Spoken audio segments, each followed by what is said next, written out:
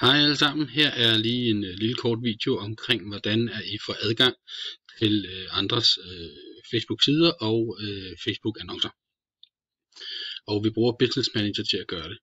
Den lille trekant heroppe, den klikker vi på. Så går vi ind i vores Business Manager. Og herinde fra, der har vi så billedet over dem, som vi allerede havde adgang til. Men det vi skal arbejde med, det er inde på virksomhedsindstillinger. Og herinde har I et overblik over, hvad I har af adgang af forskellige ting. Vi skal ind og have fat i sider og i annoncekonti. Herinde under sider, der kan du så gå ind og tildele nye sider. Det vil sige en kunde du har, som du skal administrere deres Facebook-side for. Eller hvis det er dit arbejde, og I går igennem Business Manager, så er det også herinde du gør det. Du kan også administrere dine egne sider herinde. Og det gør du her ved at sige tilføje en ny side. Hvis du ejer siden, så er det den her, du skal klikke på, tilføje en side. Det kræver, at det er dig, der ejer siden. Hvis ikke du ejer siden, så er det hernede, vi skal have fat. Så skal vi klikke der.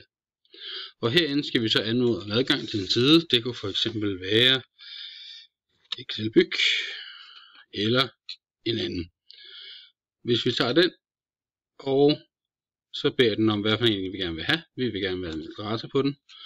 Og så sender vi en anmodning afsted. Nu har jeg allerede adgang til den, så derfor vil den ikke give mig lov til at gøre det her. Men det er altså herinde, I gør det. Når så personen har, I har sendt den her sted, så vil den, der har siden, den der ejer siden, vil så kunne gå ind på sin egne side herinde. Og op i indstillinger.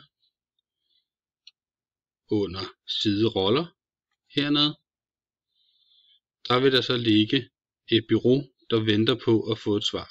Lige nu har jeg adgang til den, så derfor står der, at han kan fjerne den. Det vil sige, at I kan også fjerne den igen, hvis I vil ikke bruge det bureau længere. Men ellers vil der stå godkendt anmodelse. Det er herinde, at kunderne får besked på, at de skal gå ind og anmode om det her. Hernede længere nede vil der så stå, hvem der har administratorroller for siden. Det var den første del.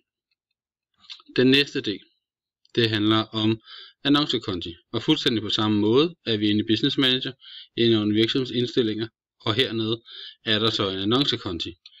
Det er de konti, som I skal have adgang til for at kunne lave markedsføring for den pågældende kunde. Og heroppe kan man også gøre det på samme måde. Tilføje en ny konto. Hvis det er din egen konto, så er det den her, du skal have fat i. Hvis det er en anmodning, det vil sige dine kunder eller dit firma, som du skal have adgang til, så er det hernede, vi arbejder med. Og det kunne for eksempel være den der. Så skal vi bede om et annonce-ID, annoncekonto-ID. Og det gør vi ved at få fat i kunden og sige, I skal gå herind, og så skal I gå ned i administrere annoncer.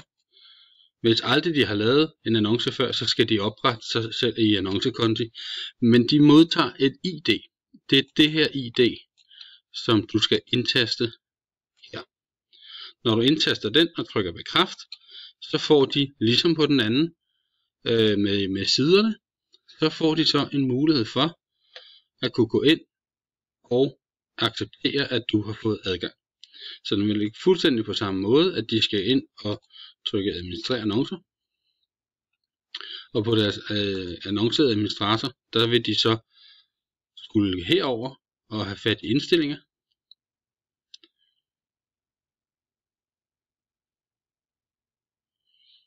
Og kontroller. Og hernede vil der så ligge en anmodning. Det er måden de gør det på.